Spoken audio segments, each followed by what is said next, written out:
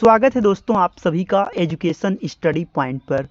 दोस्तों आपको पता ही है कि आपके चैनल पर उन स्टूडेंट्स के लाइव सेशन दे रहे हैं, खासकर जो कई प्रयासों के बावजूद सीटेट नहीं पास कर पा रहे हैं। यानी अगर आप भी बार बार 70 से 90 के बीच में फंस रहे हैं या आप पहली बार सीटेट का एग्जाम देने जा रहे हैं और आप एक ही वो गलती जो बार बार वो बच्चे करके फंस जाते हैं, उन गलतियों से आप बचना चाहते हैं तो ये सेशन आपके लिए काफ़ी इम्पॉर्टेंट होगा। और आपको पता है कि ये संपूर्ण पेडागॉजी 100 नंबर की क्लास नंबर 5। लेकिन फिर भी अगर पिछला वीडियो में कुछ भी अभी तक नहीं देखा है तो भी आप इस वीडियो से पुराने जितने भी क्लास हुए हैं उन सभी टॉपिक्स को यहाँ पे आज रिवीजन करोगे। कंप्लीट आपकी एक बेहतर समझ इसमें आंक ली जाएगी कि आप कितने पानी में हो, कैसी आपकी तैयारी है। सभी को गुड मॉर्निंग, सुप्रभात हमारे सभी प्यारे व्यूअर्स को। तो टाइम बहुत ज़्यादा वेस्ट नहीं करेंगे, आइए चलते हैं सीधा आपको लेकर स्क्रीन पर। और पहला प्रश्न आपकी स्क्रीन पर ये रहा, मैस्लो के अभिप्रेरणा सिद्धांत को क्या कहा जाता है। दोस्तों आपने नाम तो सुना ही होगा, मांग का सिद्धांत मैस्लो महोदय ने ही दिया था और जिसमें उन दोस्तों 5 मांगे रखी थी। क्या क्या मांगे थी वो दोस्तों? पहली मांग उनकी थी दैहिक मांग। उन्होंने कहा कि रोटी कपड़ा ज़मीन तो इंसान की पहली ज़रूरत है, तो रोटी कपड़ा ज़मीन तो हमें चाहिए ही चाहिए। दूसरा, हमें रहने के लिए घर यानी सुरक्षा चाहिए। इसके बाद उन्होंने कहा कि हमें घर मिल गया तो भाई समाज भी तो चाहिए, और जब समाज मिल गया तो चौथे नंबर पे कहा कि भाई समाज मिल गया है तो बिना सम्मान के समाज कैसा। और जब सम्मान मिल गया तो बेटा 5वें मांग में उनकी आत्मसिद्धि हो जाती है। तो लास्ट की जो अगर 3 मांगे देखा जाए, समाज, सम्मान और आत्मसिद्धि, ये दोस्तों उच्च स्तर की मांगे हैं। और जो शुरुआत की 2 मांगे हैं दैहिक मांग और सुरक्षा की मांग, ये दोस्तों निम्न स्तर की मांगे हैं। हमारा दायित्व तो बनता है कि आपको इन चीज़ों को बता दें जिससे आप पेपर में ना फंसो, आप इन गलतियों से बच सको। तो हालांकि हम इन चीज़ों को बहुत डिकोड भी कर चुके हैं, बहुत बार बता भी चुका हूँ। ऑप्शन नंबर है यहाँ पे सही कर लीजिए, लेकिन मैं आपको थोड़ा समझा देता हूँ लिखकर। ब्लैंक स्क्रीन पर आ जाइए, मैं यहाँ आपको समझा देता हूँ थोड़ा सा। देखिए इंसान की दोस्तों इन्होंने ज़रूरत क्या रखी। इन्होंने कहा कि दैहिक मांग, मतलब दैहिक का मतलब शारीरिक मांग। मैं पहले लिख देता हूँ। उन्होंने उसके बाद कहा रोटी कपड़ा ज़मीन जब मिल गया तो सुरक्षा यानी घर भी चाहिए, फिर मुझे समाज चाहिए। समाज के बाद उन्होंने कहा दोस्तों सम्मान भी तो मुझे चाहिए, और सम्मान जब मिल गया तो कहा कि आत्मसिद्धि हो जाएगी। तो बेटा अब यहाँ पे आपको कुछ बातें समझना, मैं ऐसे नहीं लिख रहा हूँ। यहाँ पे आपको 2 बातों को समझना पड़ेगा। जो आप ये ऊपर की 2 मांग देख रहे हो, यानी कि रोटी कपड़ा ज़मीन, दैहिक मतलब शारीरिक मांग और सुरक्षा का मतलब घर, ये जो 2 मांगे आपको ऊपर का दिख रहा है, इन्हें आप दोस्तों निम्न स्तर की मांग कहते हो। क्या कहते हो? इन्हें दोस्तों हम लोग कहते हैं निम्न स्तर की मांगे, क्योंकि ये मिले तो ठीक है, ना मिले तो भी कोई दिक्कत नहीं है। लेकिन समाज, सम्मान और आत्मसिद्धि, ये दोस्तों उच्च स्तर की मांगे हैं। पेपर में कब क्या कहाँ से पूछ ले कुछ पता नहीं, क्योंकि जो ये कहते हैं कि पेपर यहीं से आएगा उनसे सावधान रहिए। मैं किसी का यहाँ विरोध नहीं करता, मैं ये कभी नहीं कहूँगा कि पेपर यहाँ से आएगा, लेकिन इतना ज़रूर कहूँगा कि जो बच्चा कॉन्सेप्ट की बेहतर समझ विकसित कर लेगा, पेडागॉजी का पैटर्न सीख लेगा, वो बच्चा कभी फेल नहीं हो सकता। ये मैं उसको लिख कर देता हूँ, सवाल ही नहीं पैदा होता फेल होने का। तो केवल बेहतर अंडरस्टैंडिंग, बेहतर समझ आपको जीत की तरफ ले जाएगी। अगला क्वेश्चन, अब आइए आपको लेकर चलता हूँ सीधा प्रश्नों की तरफ। एक शिक्षक क्लास के कार्यों को एकत्र करता है, बहुत अच्छी बात है, और उन्हें पढ़ता है। उसके बाद वो प्लानिंग करता है और अगले पाठ को विद्यार्थियों की आवश्यकताओं को पूरा करने के लिए समायोजित करता है। वो कर क्या रहा है? एक बात बताओ, अगर कोई टीचर, जैसे मान लो मैं आपकी क्लास में आऊं और आपको पढ़ाने से पहले मैं क्या करूं कि आपके पूर्व ज्ञान की जांच करूं। मान लो मुझे थार्नडाइक के ही बारे में पढ़ाना है, मान लो मुझे थार्नडाइक के बारे में पढ़ाना है, और मैं सवाल करना शुरू करूं, बेटा ये बताओ कि थार्नडाइक कौन थे, कहाँ के मनोवैज्ञानिक थे, इनके कौन कौन से सिद्धांत हैं, मैं आपके पूर्व ज्ञान को जानने की कोशिश करूं तो ये क्या है बेटा, इसको कहते हैं सीखने के लिए आकलन। मतलब आपको सिखाने से पहले मैं आपका आकलन कर रहा हूं, डैट मीन्स इसे कहते हैं सीखने के लिए आकलन। अब सवाल ये पैदा होता है, एक सेकंड में थोड़ा कर्सर ठीक बना दूं। देखिए सवाल अब ये पैदा होता है, सर एक आध एग्जाम्पल और बन जाए तो बात बन जाए। जैसे आप बीएड में पढ़ने से पहले अगर आपको उसमें अगर आपको एडमिशन लेना है तो जाहिर सी बात है आपका एक एंट्रेंस एग्जाम होता है। तो बीएड करने लायक आप हो या नहीं हो, सीखने के लिए, यानी सीखने के लिए आपका आकलन पहले कर लिया जाता है कि आप बीएड करने लायक हो या नहीं। यह सीखने के लिए आकलन होता है।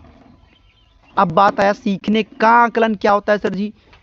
जैसे मैं आपको टूर पे कहीं ले जाऊं, आपको घुमाने ले गया और घुमाने के बाद मैं आपको लेकर आया और कुछ दिनों बाद मैं आपसे पूछूं बेटा हिमाचल की वादियां कैसी थी, हिमाचल के लोग कैसे थे, वहां पर जो मनाली में जो घर था वो कैसे बने होते थे, कितनी इमारतें होती थीं, उनकी खिड़कियां कैसी थीं।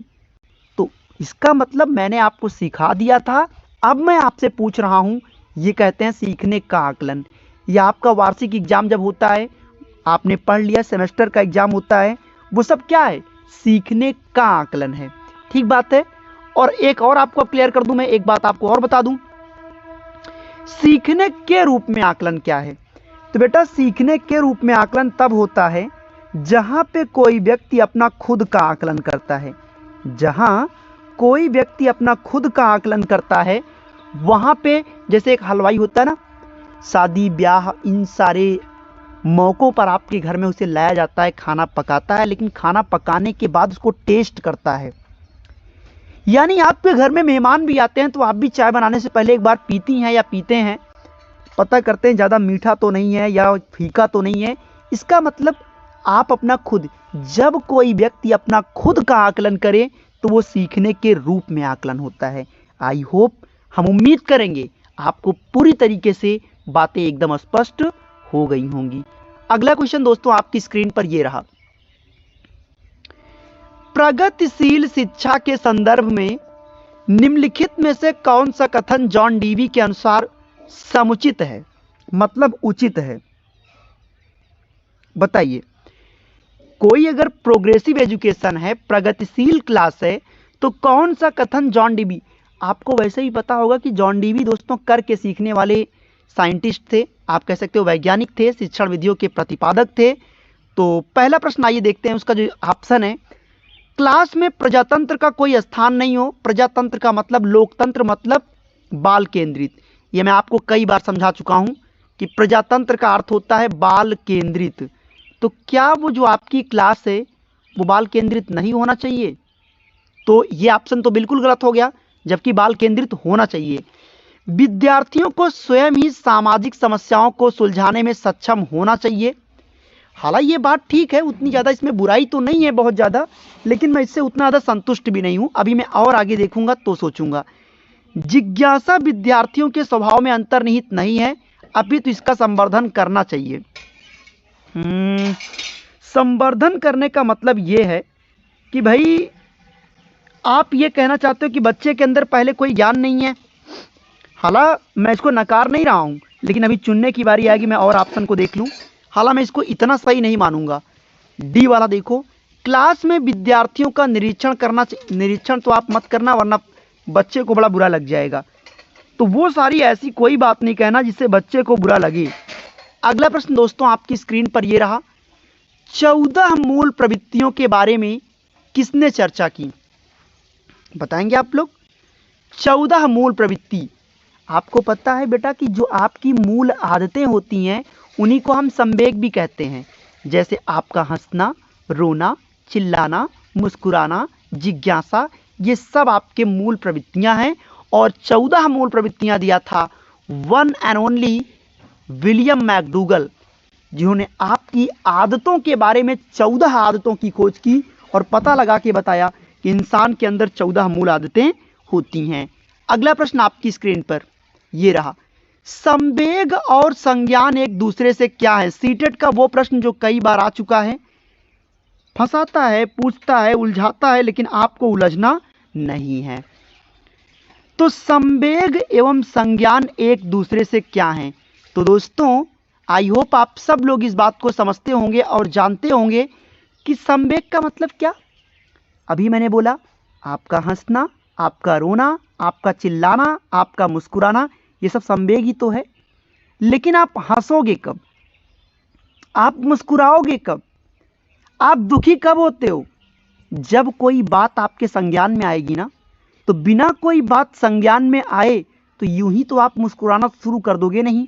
तो इसका मतलब ये हुआ कि संवेग और संज्ञान एक दूसरे में पूरी तरीके से समाहित हैं, दोनों एक दूसरे में सन्निहित हैं। कहने का भाव ये हो गया, ऑप्शन नंबर सी को सर जी लॉक कर दिया जाए। दोनों कभी अलग नहीं हो सकते, दोनों स्वतंत्र नहीं हो सकते, संबंधित तो ना हो, ऐसा हो नहीं सकता। अगला क्वेश्चन दोस्तों आपकी स्क्रीन पर ये रहा, वो मापनी जिसमें अंतराल मापनी के समस्त गुणों के साथ परम शून्य भी शामिल होता है। आइए एक एक ऑप्शन को डिकोड करते हैं हम लोग। डिकोड करने का मतलब है कि मैं जरा कलर चेंज कर दूं, एक सेकेंड। चलो, वो मापनी जिसमें अंतराल मापनी के समस्त गुणों के साथ परम शून्य।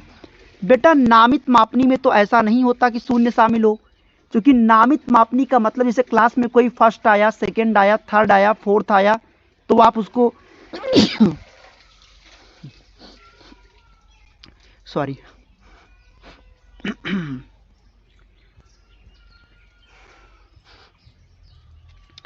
सेकंड आपका है दोस्तों क्रम सूचक मापनी। और क्रम सूचक का मतलब बच्चे को आप क्रम से चेक करते हो कि भाई कौन सा पहले नंबर पे है, कौन सेकंड नंबर पे है, कौन थर्ड नंबर पे है। अंतराल में दोस्तों एक गैप आप लोग डालते हो कि 80 से 90 वाला सेकंड पोजीशन, 90 से 95 वाला फर्स्ट पोजीशन। तो कहने का भाव ये हुआ, फिर बचता कौन है? ऑप्शन नंबर 4 ये सही है। अब कहोगे सर अगर आप ये कहते हो कि अनुपात मापनी में शून्य को आप शामिल कर रहे हो, तो सर जी साबित भी तो करिए। कहना तो बहुत आसान है, सर साबित कौन करेगा?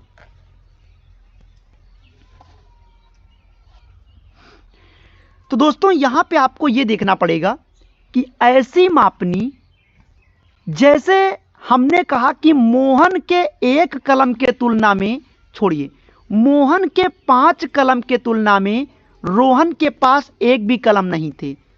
तो मोहन और रोहन के बीच का रेशियो क्या बनेगा? मोहन के पास 5 कलम है और रोहन के पास एक भी पेन नहीं है, तो अनुपात क्या बनेगा? 5:0। यानी मोहन, अब इसको क्या पढ़ सकते हो, मोहन की 5 किताबों की तुलना में रोहन के पास एक भी किताबें नहीं है। डेट मीन्स अनुपात मापनी में मैं कह सकता हूं कि 5:0। कहने का मतलब दोस्तों ऑप्शन नंबर 4 को लॉक कर दिया जाए। ऑप्शन नंबर 4 बिल्कुल सही, सीधा, सटीक उत्तर आपका हो जाएगा। क्वेश्चन नंबर 7, मनोविज्ञान की प्रथम प्रयोगशाला दोस्तों किसने स्थापित की? हर क्वेश्चन की डेप्थ तक आपको लेकर चल रहे हैं, जिससे हर बात आप बेहतरीन ढंग से समझ सको और आपको दिक्कत का सामना ना करना पड़े। तो मनोविज्ञान की प्रथम प्रयोगशाला दोस्तों किसने स्थापित किया था? आई होप सबको पता है, विलियम वुंट। जी हाँ, बिल्कुल सही बात है, वही विलियम वुंट जिन्होंने प्रयोगात्मक मनोविज्ञान का जनक माना गया, जो संरचनात्मक मनोविज्ञान के भी जनक थे। सिगमंड फ्रायड दोस्तों मनोविश्लेषणवाद के जनक थे। पावलाव व्यवहारवादी थे। पावलाव ने संबंध प्रत्यावर्तन का सिद्धांत दिया, और वही संबंध प्रत्यावर्तन के सिद्धांत के कई नाम हो गए, जिससे आप लोग क्या होते हो, परेशान हो जाते हो। पहला नाम क्या था? पहला नाम दोस्तों ये था कि अनुबंधन का सिद्धांत, क्लासिकी का सिद्धांत, या आप कह सकते हो अनुकूलित अनुक्रिया का सिद्धांत। और वाटसन दोस्तों ये भी व्यवहारवादी थे। तो खैर सही उत्तर आपका जाएगा 7वें का ऑप्शन नंबर ए के साथ में, 7th option number A. Question number 8, वर्तमान में निःशक्त बच्चों की शिक्षा के लिए क्या कहा गया है? निःशक्त का मतलब होता है कि डिसएबिलिटी। डिसएबिलिटी का मतलब यह होता है कि किसी बच्चे का पढ़ने में मन नहीं लग रहा है, इसीलिए तो कहा गया कि योग्यता सुधार्य होता है। कभी यह नहीं कहा गया कि योग्यता को हम सुधार नहीं सकते, योग्यता सुधार्य है। और निर्योग्यता या निःशक्त का मतलब होता है कि बच्चा सीखना नहीं चाहता। डिसेबिलिटी मतलब एबिलिटी का मतलब योग्य और डिस मतलब अयोग्य। तो वर्तमान में अगर मैं एकदम शुद्ध और सरल शब्दों में ये बात कहूं तो वर्तमान में निःशक्त बच्चों यानी कि अयोग्य बच्चों की शिक्षा के लिए क्या कहा गया है? समावेशी शिक्षा, विशेष शिक्षा या फिर दोस्तों समेकित शिक्षा। तो आप सबको पता है, आप सब इस बारे में जानते हैं। इसका जो सही उत्तर आपका बनेगा, कौन कह रहा है कि भाई उत्तर दिख रहा है? एक बार जरा सा इनका नाम सामने लाया जाए। कौन सा बच्चा है जो कह रहा है कि उत्तर दिख रहा है? दोस्तों इसका राइट आंसर होगा समावेशी शिक्षा। क्यों? अब मैं आपको बताता हूं।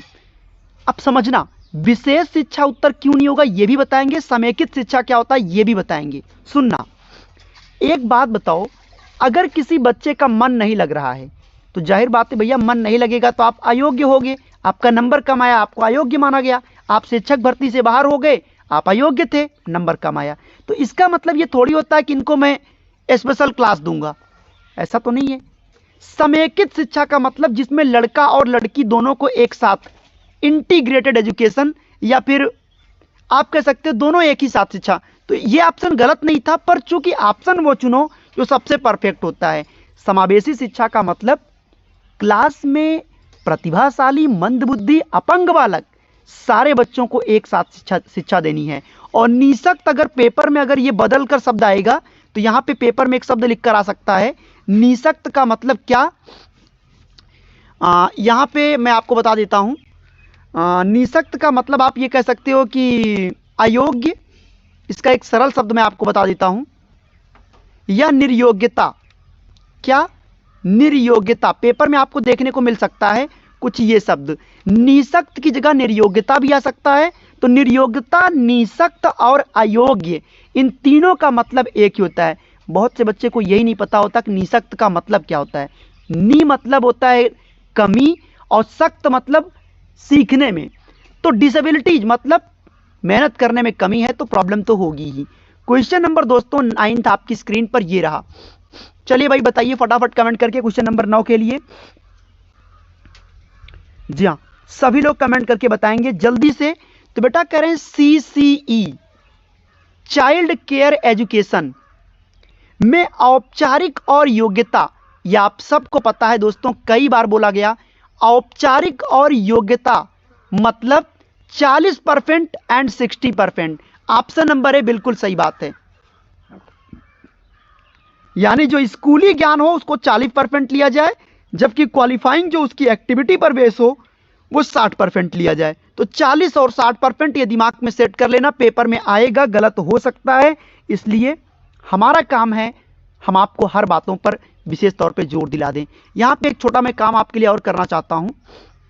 एक सेकंड रुक जाओ, इसको थोड़ा छोटा कर दिया हूं और अपने बच्चों को एक छोटा सा शब्द बता दूं जो सब लोग स्क्रीनशॉट ले लें। एक सेकंड यार, ये स्क्रीन ना, एक सेकंड रुको। देखिए जो दोस्तों, चलिए, निःशक्त की जगह क्या क्या आ सकता है? निर्योग्य या अयोग्य। ठीक है, अब समझना, या निःशक्त। तो पेपर में अगर बदल कर आपको फंसाना चाहता है वो, तो जानक सर ने बोला था निर्योग्यता का मतलब भी निःशक्त होता है। और जिसकी सामान्य भाषा में अगर कोई शब्द देखा जाए तो उसको हम लोग कहते हैं क्या? डिसएबिलिटी, अयोग्य बच्चा।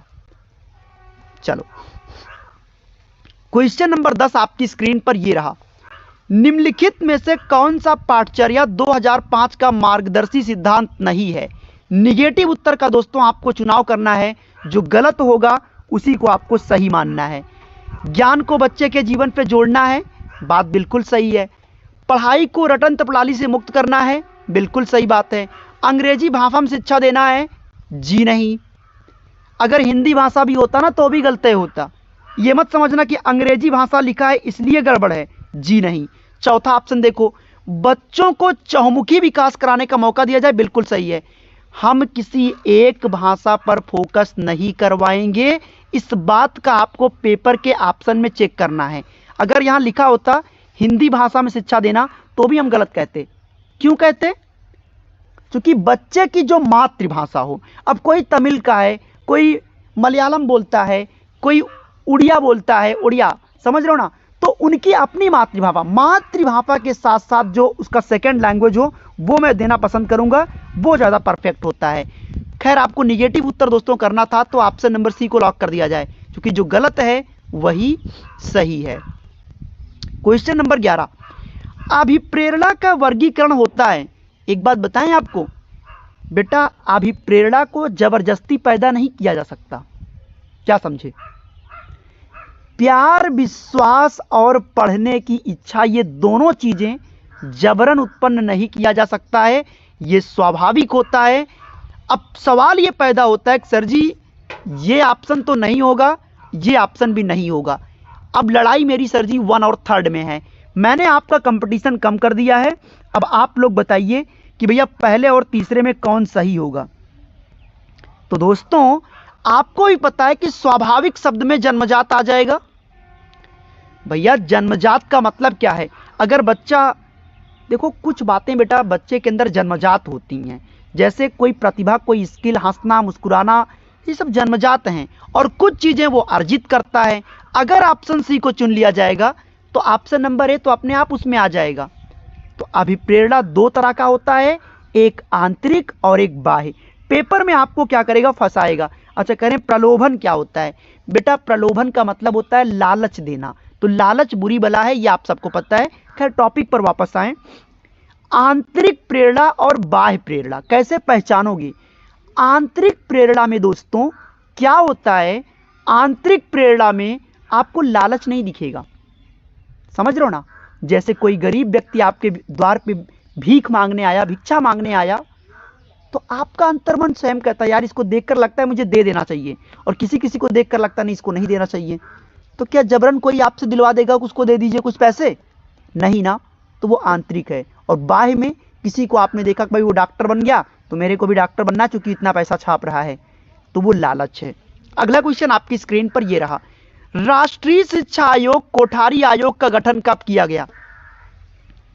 चलिए फटाफट आप लोग कमेंट करके बतलाएंगे। जी हाँ, आंचल सक्सेना, बीना देवी, राजीव कुमार, सुशांत कुमार, रिंकू, सुनीता, सुमित्रा देवी, सुनीता रावत, ज्योति विश्वकर्मा। इस बच्चे को बहुत दिक्कत होती है, यही बच्चा था ना, ये भी कह रहा था, क्या बोल रहा था ये कि आंसर दिख रहा है? जरा एक बार सारे लोग कमेंट करके बता दीजिए तो बेटा, क्या आप लोगों को कहीं पर आंसर दिख रहा है? इसी को कहते हैं भ्रम हो जाना, और भ्रम आपके दिमाग में क्रिएट होना नहीं चाहिए। तो एक चीज का ध्यान रखो कि राष्ट्रीय शिक्षा आयोग यानी कोठारी आयोग का गठन किया गया कब? 14 जुलाई 1964 को, 14 जुलाई 1966 को। और इनफैक्ट अगर आपको मान लो दुर्भाग्य से उत्तर कहीं दिखता भी है तो मैं आपको यहां भी सिखाने के उद्देश्य से पढ़ा रहा हूं। अदरवाइज अगर मैं आपको यहां पे चेक करने नहीं आया हूं कि आप कितना तेज हो, कितने कमजोर हो। हमारा मोटिव है कि अभी 15 से 20 दिन केवल सीखने का उद्देश्य है। आप केवल सीखो, जब मॉक टेस्ट लेंगे तो फिर वहां पर तो खैर छोड़िए, वहां कुछ भी दिखने को नहीं मिलेगा, सिर्फ आपको उत्तर करना है। अब बताइए, किसी ने तो नहीं कहा कि भाई उत्तर दिख रहा है। अगर आप में बेटा दिख रहा है तो मैं क्या ही कर सकता हूं। आपको हो गया है वो क्या कहते हैं उसे, छोड़िए, हमें बहुत तेज गुस्सा लग जाता है तो थोड़ा मैं ना ही बोलना चाहूं तो बेहतर होता है। राष्ट्रीय शिक्षा आयोग कोठारी आयोग का गठन कब किया गया? तो दोस्तों 14 जुलाई 1964। When was the national education commission Kothari commission constituted? तो 14 जुलाई 1964 दोस्तों गठन किया गया, और कायदे से यह लागू हुआ 66 में।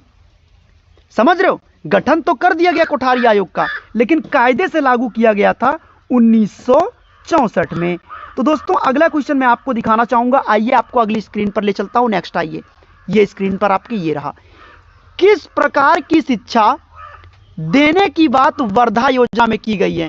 बेटा जब वर्धा योजना की बात की जाए, कोई भी योजना बात की जाए, एक अकेला सब पे भारी, वो होता है हस्तपरक अधिगम। अगर किसी ऑप्शन में ये लिखा है हस्तसिनय या हस्तपरक, तो जान लेना कि उसको कोई गलत नहीं काट सकता। कुछ शब्द आपको बता दें, शिक्षक केंद्रित कभी नहीं होता। हाँ, संस्कृत की पेडागॉजी में देखिए संस्कृत की पेडागॉजी थोड़ा कठिन है, थोड़ा अलग है। वहां टीचर भी इंपॉर्टेंट है, बच्चा भी इंपॉर्टेंट है। वहां रटना शब्द भी पॉजिटिव होता है, वहां व्याकरण भी पॉजिटिव होता है। अच्छा, इस प्रश्न पर अगर मैं वापस आऊं तो वापस आने के बाद मैं ये देख रहा हूं कि अनुभव, हाला बेटा मैं ये नहीं, छोड़िए एक सेकंड के लिए, एक सेकंड रुको, ये गलत काटो, ये सही है, लेकिन फिर वही बात आ गया कि मैं किस ऑप्शन को चुनूं। तो ऑप्शन नंबर ए, क्योंकि बच्चे को अगर हस्तपरक अधिगम दोगे, हाथ से काम करने का मौका दे रहे हो, तो भैया उससे ज्यादा सकारात्मक कोई और ऑप्शन हो नहीं सकता। अगला क्वेश्चन, ऑपरेशन ब्लैक बोर्ड 1987 में 87 से 88 के बीच में दोस्तों इसका गठन किया गया। इसका संबंध किससे है वो आप लोग बताओगे। जो भी स्टूडेंट दोस्तों हमारे अभी अभी सेशन में ज्वाइन कर रहे हैं उनको बता दें कि ये क्लास संपूर्ण पेडागॉजी पांचों सब्जेक्ट की एक साथ इसमें आपको दी जाती है, क्योंकि एक ही प्रकार की गलती से आपको हम बचाएंगे। पेडागॉजी जिसके हाथ में, जीत वही ले जाएगा।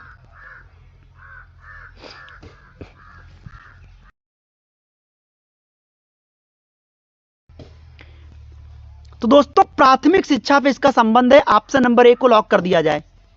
ऑपरेशन ब्लैक बोर्ड जो 1987 से 88 के बीच में कार्यरत हुआ, और ऑपरेशन ब्लैक बोर्ड कहता है कि प्राथमिक स्कूल में कम से कम 2 कमरे हो, एक बरामदा हो, और खास तौर पे ब्लैक बोर्ड, डस्टर और टीचर के कार्य करने का तरीका, वो सारी चीजें संचालित हों, सुनियोजित हों, बेहतर ढंग से हों, जो भी चीजें हों।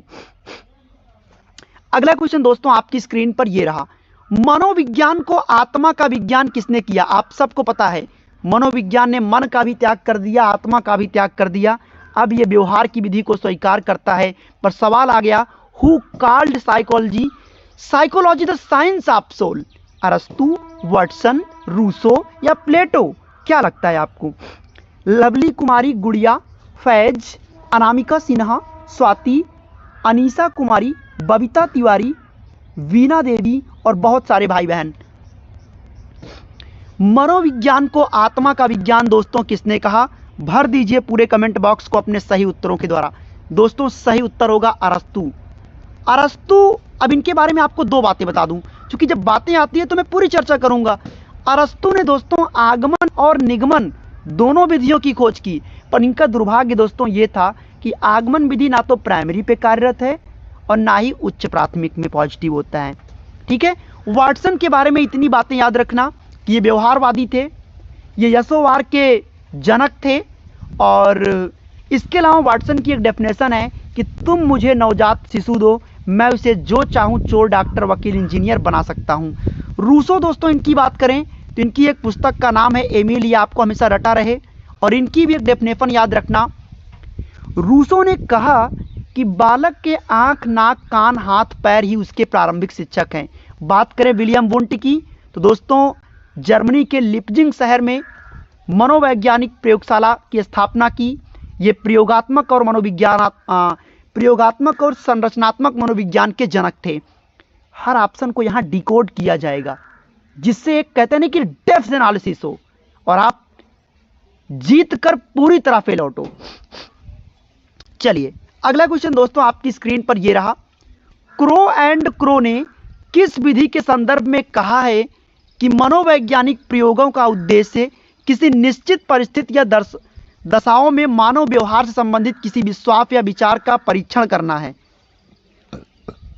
बताइए। तो दोस्तों क्रो एंड क्रो की बात की जाए तो आमतौर पे इन्होंने दोस्तों एक बड़ी अच्छी बात की, विजन की बात की। इन्होंने बच्चे के आंतरिक व्यवहार को ज्यादा टारगेट किया। इन्होंने कहा कि बच्चे का जो बाह्य व्यवहार होता है, बाह्य व्यवहार हम डिसाइड कर सकते हैं अगर हम उसके अंतर्दर्शन को समझ सकें। That means option number A. अगला क्वेश्चन, राष्ट्रीय मानसिक विकलांग संस्थान दोस्तों कहां पे है? National institute of mentally handicapped is located at Faizabad, Hyderabad, Lucknow, Kanpur. भर दीजिए दोस्तों पूरे कमेंट बॉक्स को अपने सही उत्तरों के द्वारा। वही दोस्तों हैदराबाद जिसके बारे में आप लोग जानते हो, तेलंगाना भी कहते हैं, आंध्र प्रदेश भी कह लीजिए, जो भी कहना हो आप वो कह लीजिए। Option number B. बात करें लखनऊ तो लखनऊ तो आप सबको पता ही होगा कि नवाबों का शहर है और मुंबई सपनों का शहर है। भोपाल की बात करें मध्य प्रदेश का तो वो झीलों का शहर है। और ऐसे बहुत सारी बातें हैं, लोकटक झील मणिपुर में है, बहुत सारी। एक और भी कहते हैं ना तैरता हुआ झील, वो भी आपका दोस्तों वहीं पर है। अगला क्वेश्चन आपकी स्क्रीन पर ये रहा, भारत में प्रथम मनोवैज्ञानिक प्रयोगशाला की स्थापना कब की गई? 1915 में, 1916 में, 17 में, 18 में? पूरे कमेंट बॉक्स को आप लोग भर दीजिए अपने सही उत्तर के द्वारा। क्या हुआ, बफरिंग हो रहा है क्या? जी नहीं, ठीक है। तो दोस्तों भारत में प्रथम मनोवैज्ञानिक प्रयोगशाला की स्थापना वैसे तो किया गया सबसे पहले जर्मनी लिपजिंग में, लेकिन भारत में 1916 में हुआ। जी हाँ, 1916। अगला क्वेश्चन दोस्तों आपकी स्क्रीन पर यह रहा, संवेग को व्यक्ति की कौन सी दफा कहते हैं? दोस्तों एक डेफिनेशन था जर्सील्ड का, उन्होंने कहा किसी ऐसी बात के कोई ऐसी बात जिसको सामने आने पर इंसान के भड़क जाने की स्थिति को जर्सील्ड मतलब संवेग कहते हैं। हमने इनको तो ऐसे ही याद कर लिया था कि जर्सील्ड का नाम ही लगता है, कहना किसी बात पे जल गए हो ये।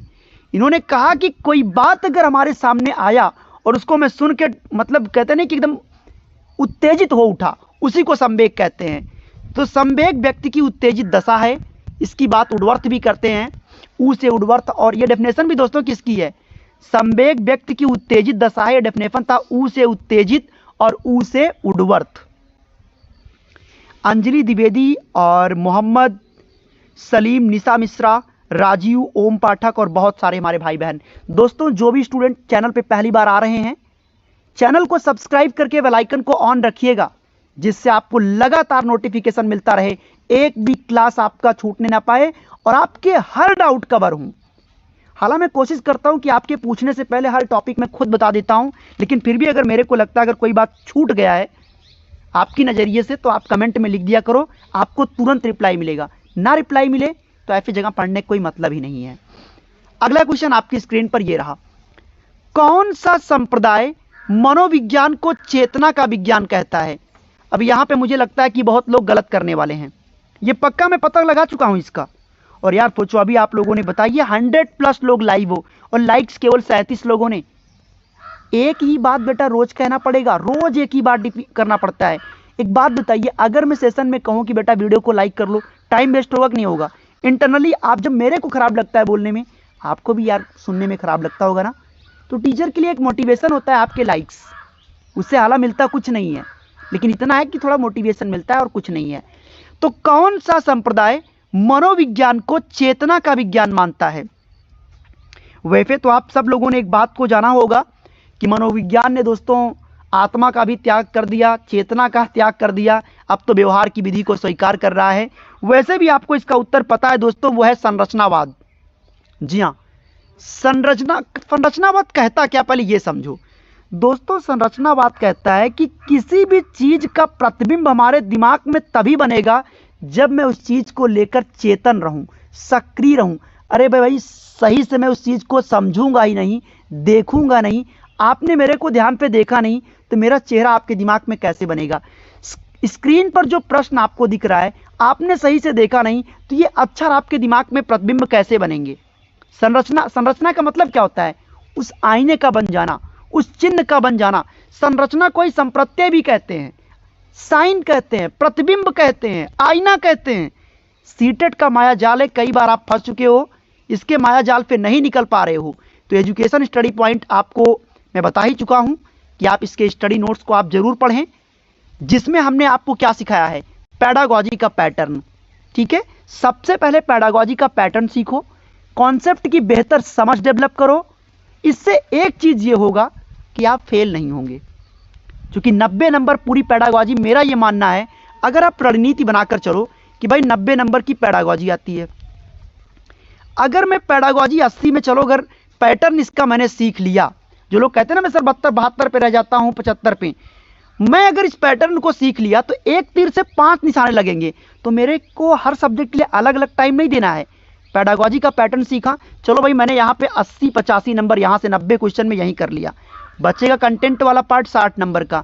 तो क्या गणित में जो 15 नंबर का सवाल आएगा सब गलत हो जाएगा? वहां से मैं ये मानकर चलता हूं चलो 5-6 नंबर मिल गए बहुत है। मैं एक एवरेज बता रहा हूं तुक्का मारने पर भी।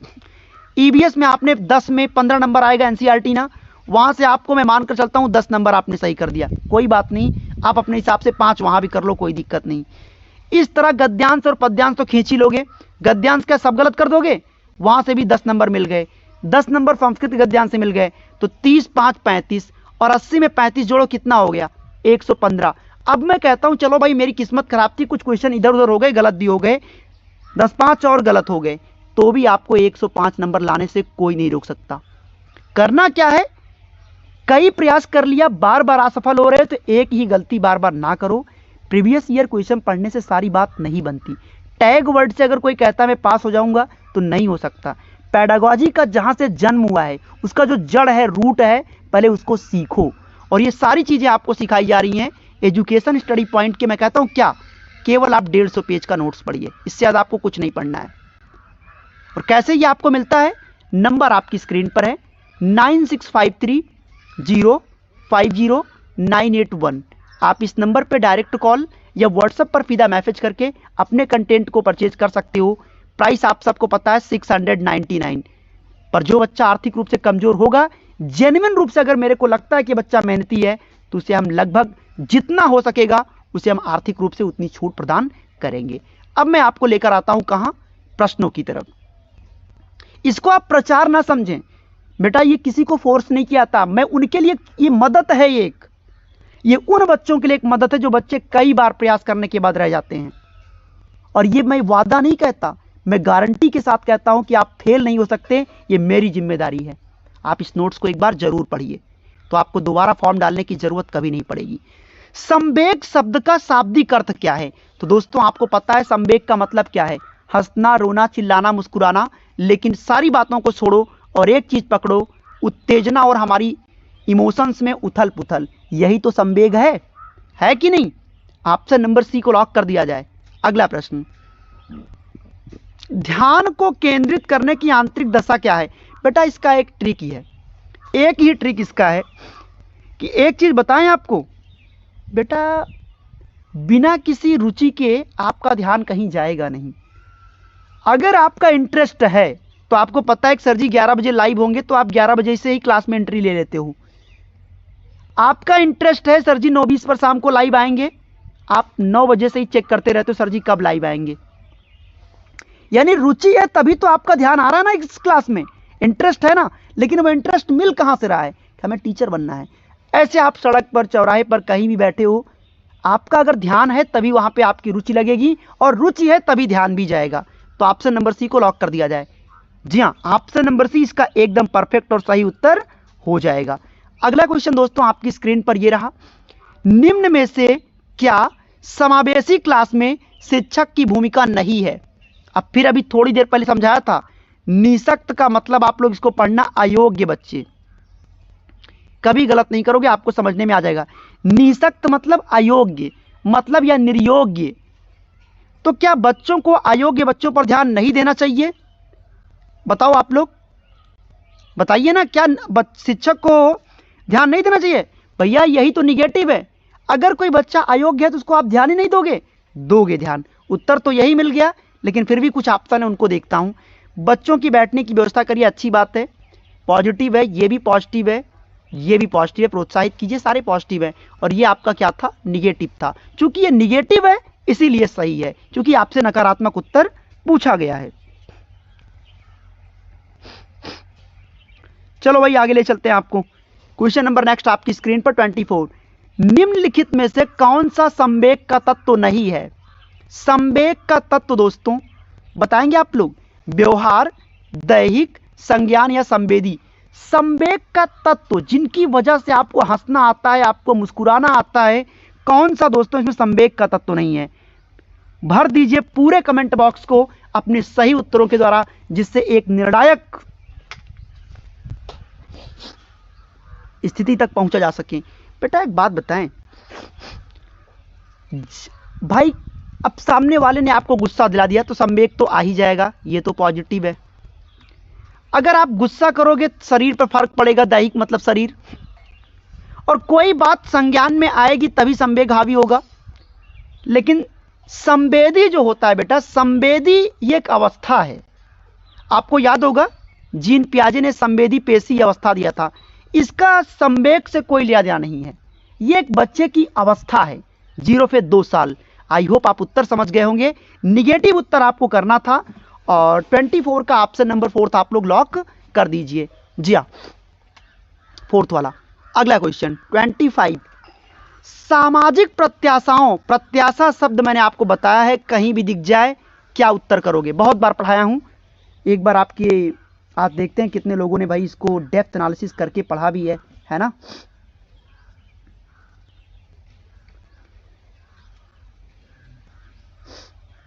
सामाजिक प्रत्याशाओं के अनुरूप व्यवहार की योग्यता का, सामाजिक प्रत्याशाओं के अनुरूप व्यवहार की योग्यता का अधिगम सामाजिक विकास कहा जाता है।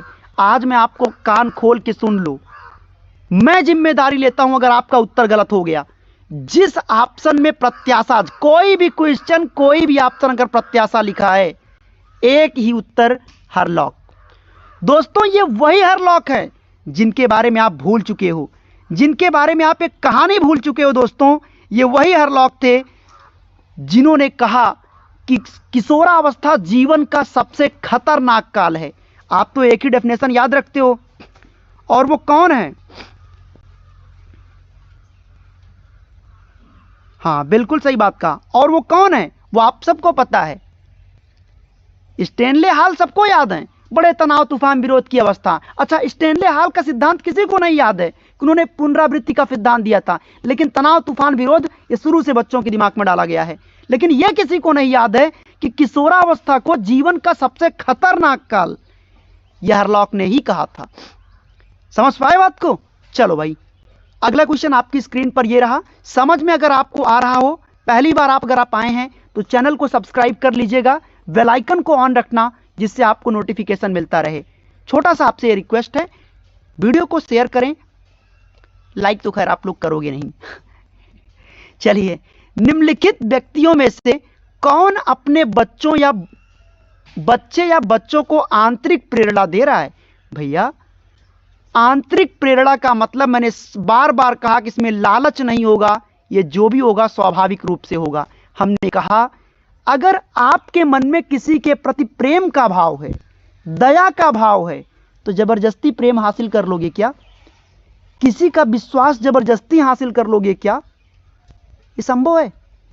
जबरदस्ती कोई चीज हासिल नहीं किया जा सकता, उसे कमाना पड़ता है, उसे अर्जित करना पड़ता है। पहला ऑप्शन चूंकि मुझे खोजना है कौन सा आंतरिक रूप से है, फादर रॉबर्ट अपनी कक्षा के उन बच्चों को चॉकलेट देते हैं। वाह, ये आंतरिक रूप से है। चॉकलेट दे रहे हो, ये तो बाह्य लालच, लालच अगर है तो बाह्य अभिप्रेरणा है। दूसरा, अगली कक्षा में कक्षा उन्नति पाने पर नंद कुमार को, अच्छा जी क्लास की उन्नति दिलाना इसलिए कहानी सुनाइए, ये भी लालच है।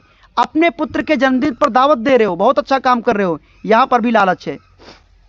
और चौथा ऑप्शन दोस्तों है, विज्ञान विषय में सर्वोच्च अंक पाने पर राकेश कुमार पुत्र की प्रशंसा कर रहा है। हालांकि बात तो यह भी सही नहीं है, लेकिन फिर भी अगर सब गलत दिख रहा है तो यहां पे कुछ पॉजिटिव आपको नजर आ रहा है। 4th वाले को चुन लीजिएगा। और बेटा आपसे छोटा सा रिक्वेस्ट हो कि वीडियो को प्लीज आप लोग शेयर कर दिया करो। मतलब आपके लिए काम करते हैं कि मेरी एक ही गलती है कि मतलब मैं कोई पेड बैच नहीं चलाता। आप क्या चाहते हो कि मैं भी 1500-1400 में कोर्स लॉन्च करूं? कोर्स से ही आप पास होगे? कोर्स और से कोई पास नहीं होता। कोर्स एक बार आप 1500 में खरीद तो लोगे, 1000 रुपए में कोर्स तो आप खरीद लोगे, लेकिन होगा कुछ नहीं। 2 दिन 4 दिन होगा क्या कोर्स में, मैं आपको बताता हूं। जितने भी पेड कोर्स होते हैं ऑनलाइन, उसमें क्या होगा, आपको ऐप पर ले जाएंगे और ऐप में क्या कराएंगे, 6-7 घंटे की क्लास करवाएंगे हर सब्जेक्ट का। 1 दिन करोगे, 2 दिन करोगे, 3 दिन 4 दिन 5 दिन, मैं गारंटी कहता हूं 6वें दिन से आपकी निरंतरता खत्म हो जाएगी। पैसा तो डूबता ही डूबता है, अफसोस और दिमाग में वो टेंशन, यार पैसा चला गया। तो कोई पेड बैच से या फिर 5 घंटा कहीं ऑफलाइन कोचिंग करके कोई नहीं पास हो सकता। पास होने के लिए जो रणनीति बनाएगा, पहली बात भैया, जब तक आप नहीं चाहोगे कोई आपको पास करा सकता है। और हमारी एक मुहिम है, हम आपको फ्री क्लास दे रहे हैं, इसके कोई चार्जेस नहीं मैं लेता। तो आप सपोर्ट तो कर सकते हो, शेयर तो कर सकते हो ना।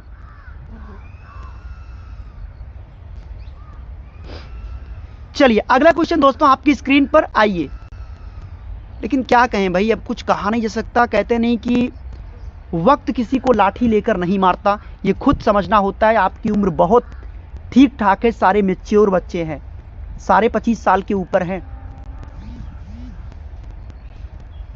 संवेग का कौन सा सिद्धांत इस विचार को मानता है कि संवेगात्मक अनुभव संवेगात्मक व्यवहार पर आधारित है? कह रहे हैं कि भैया ये जो हमारे व्यवहार सामने निखर के आते हैं, अगर मेरे से कोई बात किसी ने पूछा, भैया ये बता दीजिए कि रास्ता आगे कहाँ से वहाँ तक मुझे जाना है, तो डिपेंड करता है आप किस लहजे में पूछे हो। प्रेम से पूछोगे तो शायद बहुत कोई अच्छे से बता देगा। अगर आपने थोड़ा सा कहते नहीं अभद्र भाव में पूछे, हे मुझे उधर जाना है बताइए कहाँ जाना है, तो जाहिर बात है वो पहले आपको थप्पड़ मारेगा वो और रास्ता आपको बाद में बताएगा। तो जाहिर सी बात है बेटा, आपका लहजा डिफाइन करता है।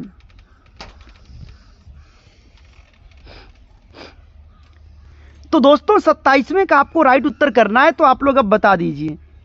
ये तो बेटा सीधी सी बात है, ये जेम्स लैंग की थ्योरी थी। उन्होंने कहा कि हमारे जो विचार हैं हमारे संवेग पर डिपेंड करता है कि भैया सामने वाला जो विचार दे रहा है वो किस तरह का आ रहा है। अच्छा आएगा तो मैं वैसे ही रिएक्ट करूंगा, गंदी भाषा में कोई बोलेगा, अगर संवेग पर हमारे वो हावी होने की कोशिश करेगा तो बात बिगड़ जाएगी, है कि नहीं? बिल्कुल सर जी। अभिप्रेरणा का प्रत्याशा का सिद्धांत किसने दिया? दोस्तों फिर वही बात आ गई, प्रत्याशा। प्रत्याशा जो विक्टर ब्रूम शब्द है दोस्तों, ये उनके हरलॉक के शिष्य थे। ये हरलॉक के एक पुराने शिष्य थे। ये विक्टर ब्रूम, इनका संबंध भी इन्हीं से रहा है, बड़ा लालची शिष्य था ये। अभिप्रेरणा का सिद्धांत जो प्रत्याशा का था दोस्तों, यहां पे विक्टर ब्रूम ने दिया, जबकि मैफ्लो ने मांग का सिद्धांत दिया, हर्ज़बर्ग ने प्रगतिशील शिक्षा को समर्थन दिया और स्किनर ने क्रिया प्रसूत अनुबंधन का सिद्धांत दिया। अनीसा कुमारी, शशि कुमार सिंह और प्रतिमा यादव और बहुत सारे प्यारे भाई बहन, अगर आपको भी ये लगता है कोई बात ना समझ आए तो मैं कहता हूं कि भाई दिल से पूछो, जो पूछना है खुलकर पूछो। लेकिन एक बात कहूंगा कि कल को मैं जब लाइव में ये बोल सकूं, मेरी भी शान और मान बना रहे कि मेरे यहां पढ़ा बच्चा कभी फेल नहीं हुआ है। 1% अपवाद हो सकता है, इसलिए जो भी बात समझना है कमेंट में लिखा करो। अगला क्वेश्चन, ब्रेल लिपि का प्रयोग निम्नलिखित में से किसके लिए किया जाता है? ब्रेल लिपि अधिगम निर्योग्य बच्चे के लिए? जी नहीं। आज मैंने आपको एक शब्द सिखा दिया, निःशक्त का मतलब क्या होता है? निर्योग्य। निर्योग्य का मतलब क्या होता है? अयोग्य। तो साफ व सरल शब्द में जान लो कि उसको अयोग्य कहा जाता है। हालांकि दोस्तों ब्रेल लिपि होता है किसके लिए? दृष्टिबाधित लोगों के लिए होता है ना? आपसे नंबर बी को लॉक कर दिया जाए। अगला क्वेश्चन, ये तो भैया बड़ा गजब का उत्तर है और इसको आप सब लोग उत्तर भी सही कर लोगे, मुझे पूर्ण उम्मीद है। PSRN का फुल फॉर्म क्या होगा? मैंने पढ़ाया भी है, समझाया भी है, रटाया भी है और उम्मीद करूंगा कि आप लोग बिल्कुल एकदम सही करके दिखाओगे भी, है ना सर जी? बिल्कुल। चलो बहुत बढ़िया। PSRN का फुल फॉर्म क्या होगा? बहुत बार मैंने इसको बताया है दोस्तों। P से प्रॉब्लम सॉल्विंग, ध्यान दीजिएगा, मैं बार बार नहीं रटाऊंगा। P से प्रॉब्लम सॉल्विंग, यस से क्या होगा? अब यहां समझना पहले बात को। P से प्रॉब्लम सॉल्विंग, तो P और सा इसमें आ गया पूरा।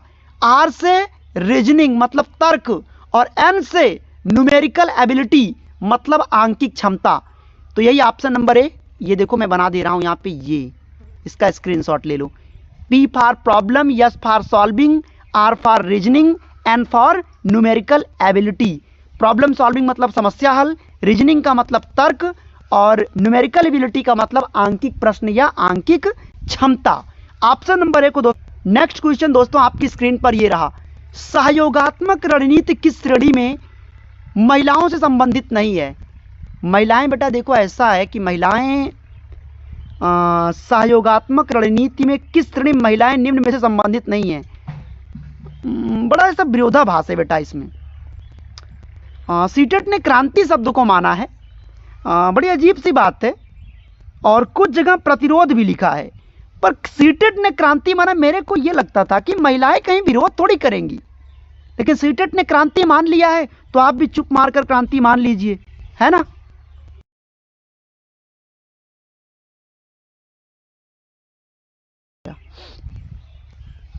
इकतीस का दोस्तों ऑप्शन नंबर सी को लॉक कर दिया जाए। हालांकि क्वेश्चन क्या है, सहयोगात्मक रणनीति, मतलब अगर कोई चीज लोग सहयोग से मिलकर किसी काम को करने की रणनीति बना रहे हैं, तो इस श्रेणों में महिलाओं से क्या बातें, क्या क्या चीजें हो सकती हैं, महिलाएं इसमें एक्सेप्ट हो सकती हैं। महिलाओं का यार प्रतिरोध नहीं हो सकता, मेरे हिसाब से ये है। महिलाएं क्रांति ला सकती हैं, महिलाएं अनुकूलन ला सकती हैं, लेकिन बेटा अगर कोई ये कह दे कि महिलाएं क्रांति नहीं ला सकती, अब पता नहीं किस बेस पे सीटेट ने इस बात को कह दिया क्रांति, अब ये तो वही जाने। पर आप भी भैया सी वाले को ही टिक कर लो, क्योंकि वहां पे आपकी लड़ाई झगड़ा काम नहीं करेगा, आपको उत्तर ही करना पड़ेगा, जो वो चाहते हैं वही करो, वही बात बोलो जो उनको पसंद आए। नैदानिक परीक्षा का दोस्तों मुख्य उद्देश्य क्या है, डायग्नोस्टिक टेस्ट का उद्देश्य क्या होता है, फटाफट आप लोग कमेंट करके बतलाएंगे कि डायग्नोस्टिक नैदानिक होता क्या भैया। ये बहुत से बच्चों को पता ही नहीं भैया नैदानिक होता क्या है। नैदानिक का मतलब निदान उदान नहीं होता, नैदानिक का मतलब होता है कमियों का पता लगाना। बेटा लगभग 50 क्वेश्चन होंगे, लगभग 50 करवाएंगे। और उपचारात्मक का मतलब होता है कि कमियों का पता चल चुका है, अब हम उपचार करेंगे। तो दोस्तों अकादमिक कठिनाइयों के कारणों का पता लगाना, सही बात है, देख रहे हो, कमियों को पता लगाना ही नैदानिक परीक्षण का मुख्य उद्देश्य होता है। तो शशि कुमार सिंह, बबीता तिवारी, रेणु कुमारी, अनामिका सिन्हा, ज्योति विश्वकर्मा, जिस बच्चे को उत्तर हमेशा दिखाई देता है, और यस आकांक्षा। अगला क्वेश्चन, गिलफोर्ड के अनुसार संवेगों का एक प्रकार नहीं है। दोस्तों संवेग की बात करें तो भैया संवेग में आप लोग जानते हो विषय, संक्रिया, उत्पाद, वो सारी बातें आती हैं, लेकिन इनमें से क्या चीज है जो संवेग में नहीं आएगा। बेटा संवेग जो होता है वो प्राथमिक लेवल पर भी होता है, द्वितीयक लेवल पर भी होता है। बाहर से कोई गुस्सा दिलाएगा तो भी प्रॉब्लम होगा, लेकिन नवीन ये अपसारी चिंतन है। डेट मीन्स निगेटिव उत्तर आपका होगा ऑप्शन नंबर सी। तो सी वाला आपका सही हो जाएगा, बाकी सारे गलत हो जाएंगे। जो गलत है वही सही है, क्योंकि आपसे निगेटिव उत्तर पूछ रहा है। हाँ जी बिल्कुल, गलत मत करना। काफी लोगों को लगता है कि निदानात्मक का मतलब होता है निदान करना, पर निदानात्मक का मतलब होता है कमियों की पहचान करना, और उपचारात्मक का मतलब होता है कमियों का पता चल चुका है और आपको उपचार करनी है। कुमकुम राजपूत और ज्योति विश्वकर्मा, रेणु कुमारी। अगला क्वेश्चन दोस्तों आपकी स्क्रीन पर ये रहा, प्रेरणा का स्रोत निम्नलिखित में से कौन सा नहीं है। प्रेरणा, मोटिवेशन, इंस्पायरेशन, भाई किस चीज से, एक बात बता दें आपको, यहां पे थोड़ा समझ लो भाई, प्रेरणा का स्रोत कौन सा नहीं है, एक बार कमेंट में हो जाए फिर बात बढ़ाते हैं आगे।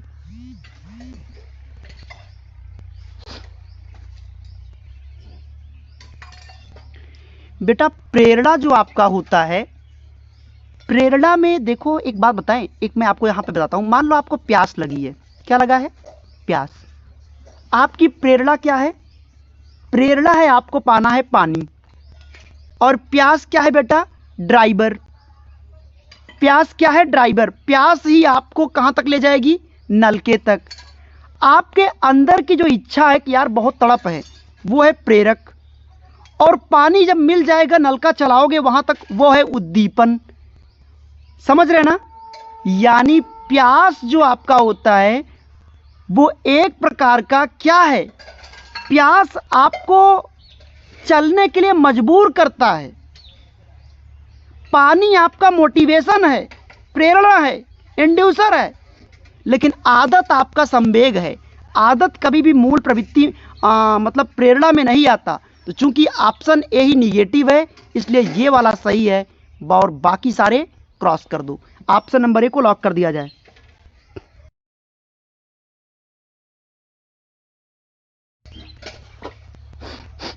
पैंतीसवां क्वेश्चन दोस्तों आपकी स्क्रीन पर यह रहा, हस्तशिल्प की शिक्षा दी जानी चाहिए किस बालक को। हस्तशिल्प मतलब बच्चे को हाथ से काम करने का मौका किसको दिया जाए, सबको पता है, सब जानते हैं, हर बातों को समझते हैं, लेकिन उत्तर गलत करते हैं। ये बात बिल्कुल परम सत्य बात है। जी हाँ, बहुत बढ़िया, शानदार आंसर आप सभी के आते हुए। तो हस्तशिल्प की शिक्षा दी जानी चाहिए। बेटा हस्तशिल्प उसी को दो, हैंडीक्राफ्ट आपको दिया गया, देख रहे हो ना, ये देखो, डैट मीन्स पिछड़े बालक को, बाकी तो ठीक है। अच्छा, पिछड़े बालक सर जी सी वाला क्यों गलत है या ए वाला क्यों गलत है? तो बेटा समाज में तो पिछड़ा बालक भी आ जाएगा, और पिछड़े बालक में मंदबुद्धि वाला भी आ जाएगा। अच्छा, प्रखर बुद्धि के बालक को, जो शार्प इंटेलिजेंट, उसको हस्तशिल्प कार्य जो होता है उतना प्रभावी नहीं होता, उसको चैलेंजेस पसंद होते हैं। इसलिए ऑप्शन नंबर बी को चुनना है।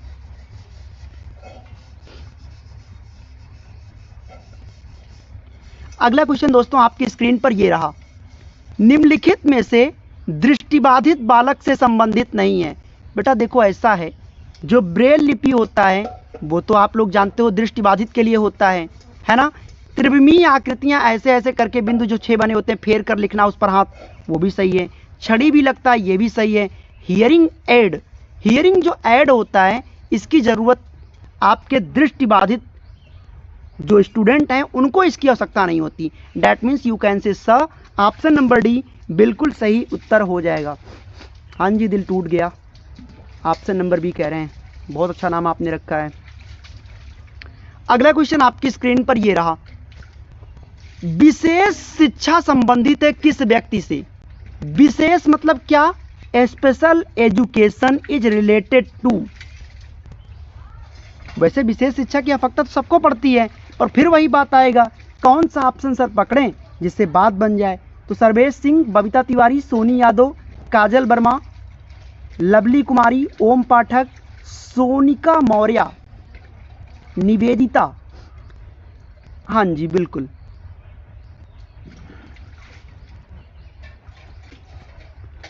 तो दोस्तों विशेष शिक्षा की आवश्यकता पड़ता है पिछड़े बुद्धि के छात्रों के लिए प्रशिक्षण कार्यक्रम के द्वारा हम उनको पढ़ाएंगे, ऑप्शन नंबर डी। ठीक है, हमने कहा कि मेधावी छात्र को चैलेंजेस की जरूरत है, कम योग्य छात्रों को हम समावेशी शिक्षा में शिक्षा देंगे, कोई दिक्कत नहीं है, लेकिन हम वो ऑप्शन पकड़ लेते हैं क्योंकि पिछड़ी बुद्धि में तो ये आ जाएगा ना, और शिक्षक का यहाँ कोई रोल ही नहीं है। निम्नलिखित में से दोस्तों कौन सा जन्मजात अभिप्रेरक नहीं है? तो भैया आपको एक बात बताएं, सुरक्षा जो होता है ये जन्मजात थोड़ी होता है, प्यास ये जन्मजात है, बच्चे को जन्म लिया तभी से प्यास लगता है, नींद वो माँ के गर्भ में ही सीख कर आता है, भूख वहीं लगता है, तो वो सब तो जन्मजात हैं। लेकिन सुरक्षा सिक्योरिटी ये मसला तो बाद का है, इसका अभी मसला नहीं होता। तो राइट आंसर आपका बनेगा ऑप्शन नंबर डी, क्योंकि जो गलत है वही सही है, आपसे पूछा वही गया है,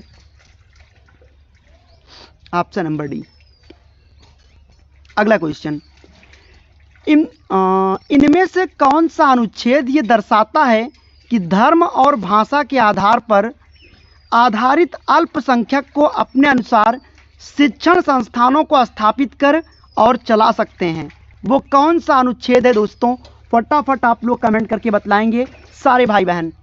दोस्तों अनुच्छेद नंबर 30A कहता है, आर्टिकल नंबर 30A कहता है कि इसमें कोई भी बालक किसी भी धर्म या जाति का हो वो किसी भी संस्थान में एडमिशन लेकर पढ़ सकता है ना। और 40वां प्रश्न आपकी स्क्रीन पर ये रहा, आकलन का प्राथमिक उद्देश्य क्या होना चाहिए? आकलन और मूल्यांकन में बस फर्क है इतना कि आकलन आपके दुख दर्द और कमियों को जानने की कोशिश करता है और मूल्यांकन सिर्फ और सिर्फ रिजल्ट देखता है। वो तो कई बार आपको पढ़ा चुका हूं। चलो भाई 40 का उत्तर करिए आप लोग फटाफट से। दोस्तों आकलन में देखिए विद्यार्थी के लिए श्रेणी निश्चित करना, बाउंड मत करो, उत्तर गलत हो जाएगा। आकलन का प्राथमिक उद्देश्य संबंधित अवधारणाओं के बारे में बच्चों की क्लैरिटी हो, भ्रांतियों को हम समझें, सही बात है। प्राप्तांकों के आधार पर हम जज नहीं करेंगे, अनुत्तीर्ण उत्तीर्ण में हम उसको विभाजित नहीं करेंगे। कहने का मतलब यह है कि बच्चे को पास फेल नंबर इन चीज़ों पे जज नहीं करना है। बच्चे की हम तो कई बार आपको बता चुके हैं कि प्राथमिक लेवल पर बच्चे को पढ़ाने का एक ही उद्देश्य है, बच्चे के व्यवहार को बदलना, बच्चे के व्यवहार को परिमार्जित करना। ठीक है, चलिए बहुत बढ़िया। शानदार आंसर आप सभी के हैं, इसमें हम कोई भी संदेह किसी बालक पर हम कर नहीं सकते। बिल्कुल, बहुत बढ़िया। अगला क्वेश्चन दोस्तों आपकी स्क्रीन पर यह रहा, विद्यालय आधारित आकलन प्रारंभ किया गया था ताकि इससे क्या हो सके, बताएंगे आप लोग। पहला ऑप्शन देखो और जरा ध्यान से समझना, जब बड़े क्वेश्चन आए ना तो डरा ना करो। राष्ट्र में विद्यालयी शिक्षा संगठनों की शक्ति का विकेंद्रीकरण किया जा सके, क्या यह बात सही है, बताएंगे आप लोग।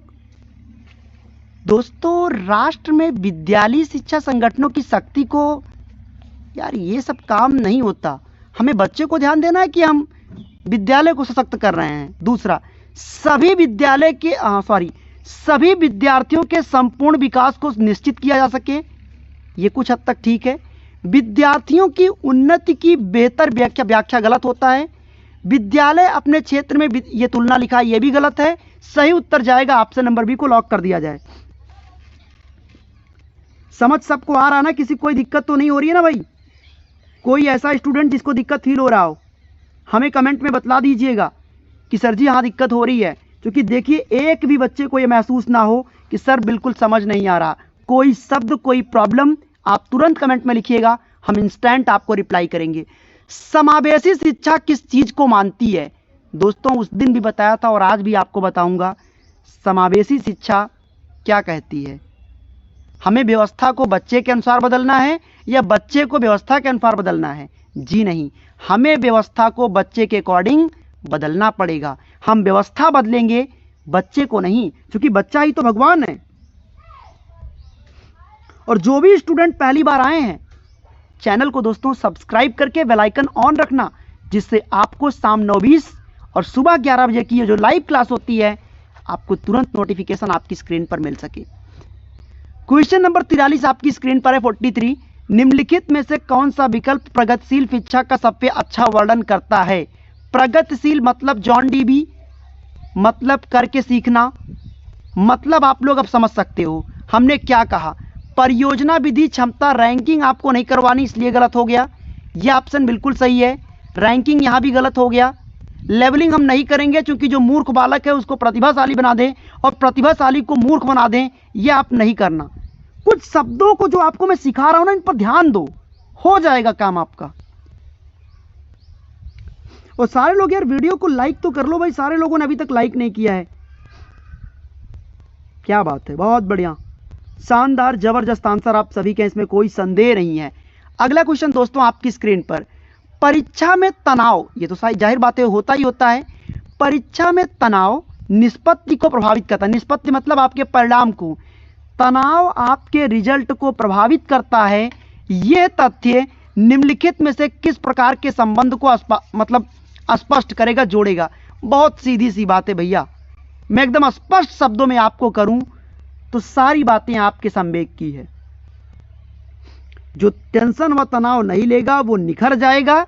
हम तो यही कहते हैं ना भाई, तनाव लेकर हमको पता है एक बात तो कंफर्म है, तनाव लेंगे तो जो आ रहा है वो भी गलत हो जाएगा, तो तनाव लेना ही क्यों, है ना। जो आ रहा है जब वो भी गलत हो जाएगा फिर क्यों तनाव लेना।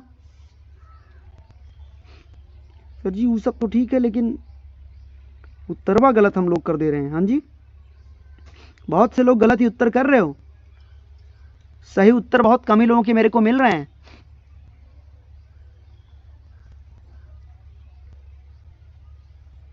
क्या बात है भाई, ठीक है दोस्तों। राइट आंसर हमने बार बार कहा, ये सब आपकी भावनाएं हैं। कहते नहीं कि हर व्यक्ति अपनी भावनाओं से, फीलिंग से, विचारों से बना एक निर्मित प्राणी होता है। बस इतना मैं कहूंगा, अपने आप को सशक्त रखो। कहा जाता है लेकिन लोग कर नहीं पाते। डरो नहीं, कॉन्फिडेंस अगर होगा तो जीत आपके हाथ में होगी। मेहनत पर विश्वास करो। अधिगम में आकलन किसके लिए होता है?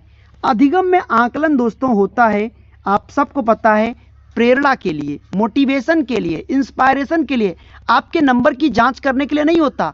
आपको अलग अलग ग्रुपों में बांटे, ये हमारा उद्देश्य नहीं होता, समझ गए। बिल्कुल मेरा ये उद्देश्य कदापि नहीं होता कि मैं आपको ग्रुप में बांटूं या कुछ और कराऊं। अगला क्वेश्चन दोस्तों आपकी स्क्रीन पर, कार्य को आरंभ करने, जारी रखने और ये सदियों से चला रहा दोस्तों एक डेफिनेशन है, और ये मोटिवेशन का है। अब इसका एक ट्रिक है भैया, कोई काम तभी जारी रहेगा, कोई काम आप तभी लगातार कर पाओगे जब मोटिवेट रहोगे। वो कहते हैं ना, अपने पैशन को प्रोफेशन में बदलना है। पैशन क्या है? अध्यापक बनना। इतनी मेहनत करेंगे कि अध्यापक बनना ये मेरा प्रोफेशन बन जाएगा। डैट मीन्स आप कभी बोर नहीं हो